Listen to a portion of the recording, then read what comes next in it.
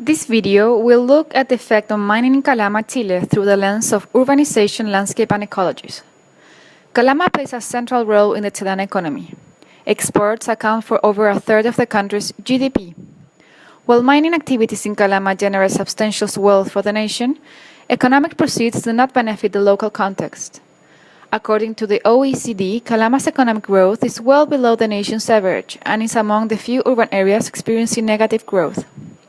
Today, copper mining is seen throughout the Antofagasta region. Almost half of the Chilean copper comes from this region. This contributes heavily to nation exports, provides many local jobs, and regional jobs too. Let's take a closer look at the mines and how they affect urbanization and the natural environment. The impact of the mining industry on local territory is often underestimated. When we think of a mine, we usually consider the open pit or the site where the material is extracted. However, mining activity extends far beyond just the pit or the site. Concessions and explorations give the mining companies the right to sample and dig on the surface, causing damage to nearby territories. In Chile, the mining codes were updated in 1874, 1888, 1930, and 1932, and 1983. Each version expands the area for mining activity to wider regions. The concessions and exploration span over a large amount of the land, and the impact is vast. This impact in relation to Calama can be further understood by looking at mining sites currently open in the region. The sites directly relate with Calama are not necessarily in close physical proximity, but depend on the city for access, supplies, or workers. This creates a larger infrastructural framework with Calama in the epicenter. Activity around Calama strains the health of the oasis inside of the town. The mining process in Calama fragments and distracts natural habitats. Natural processes and territorial connectivity in Calama's oasis have been disrupted with the siting and growth of the city.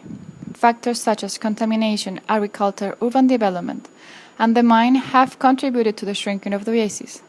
In 1990, the oasis was 209,000 hectares, diminishing to 108,000 in 2000 and to 160,000 in 2010, shrinking in approximately 20,000 hectares every 10 years. This shrink pairs with urban growth. In the town of Calama, we can see development projects that have been completed since 2006, and others that were planned but currently incompleted in the same time frame. We can notice a greater concentration of the completed projects, including Codelco sponsoring housing on the eastern side of the city past Balmaceda Avenue. If construction continues in this way, we can begin to speculate on the divisions in the quality of services that will emerge in the city in the future. We can see this in the oasis as well.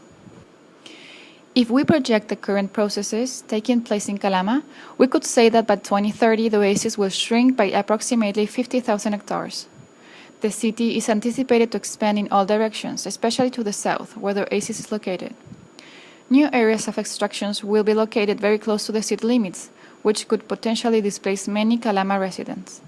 This suggests that by the year 2070 there will be no oasis. This could potentially lead to the decline of the human settlements, fauna and flora, changing and affecting the whole hydrological system of the place.